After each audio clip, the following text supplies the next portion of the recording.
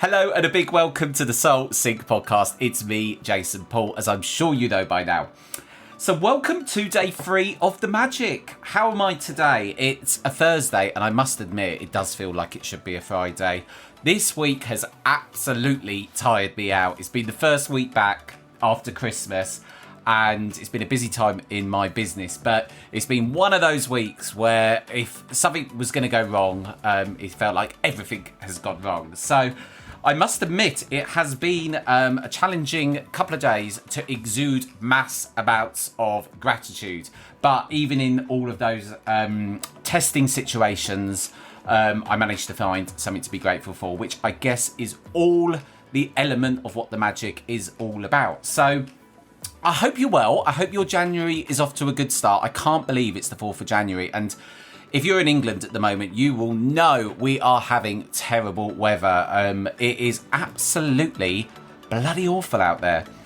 So, day 3 of the magic. First of all, I want to say, Debs, I absolutely loved your gratitude rock. Very pretty. And Petra as well. I see some of you have been posting those rocks on gratitude rocks on the Facebook group, and it's been great to see. Some very beautiful ones indeed.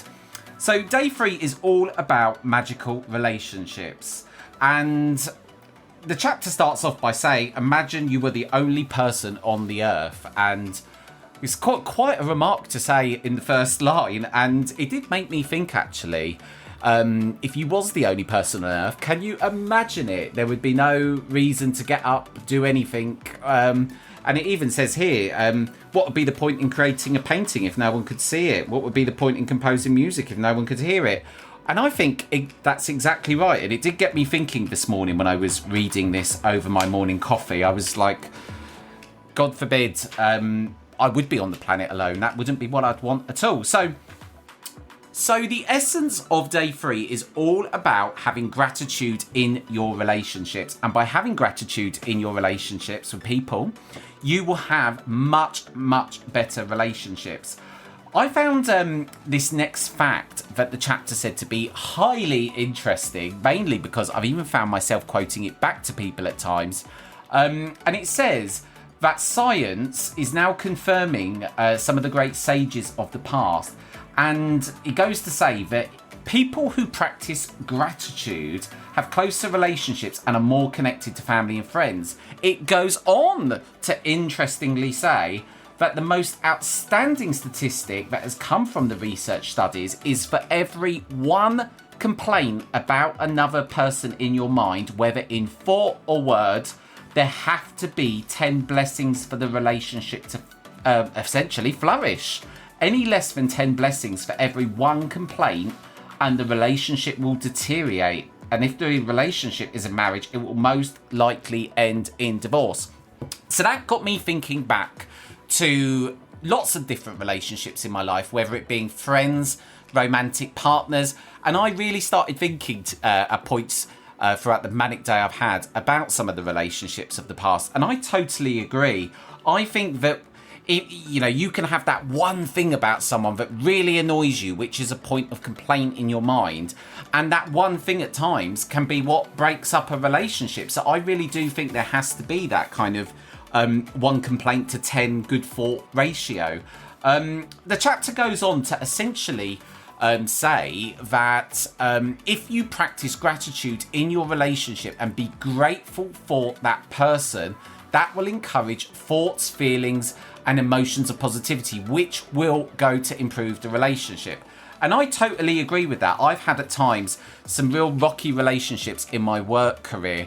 And I can think that when I read this book last time, I had a bit of a rocky relationship with someone who was quite close to me in my work. And actually, when I started directing my attention to the good things about them, all the good qualities, the good points, I actually found that the bad things started to diminish. So today I've had the 3 faces of the people that I've had on my screen all day. As the chapter advises, it says to get a list of 10 things you like about 3 people in your life. 10 things you're grateful for about 3 people.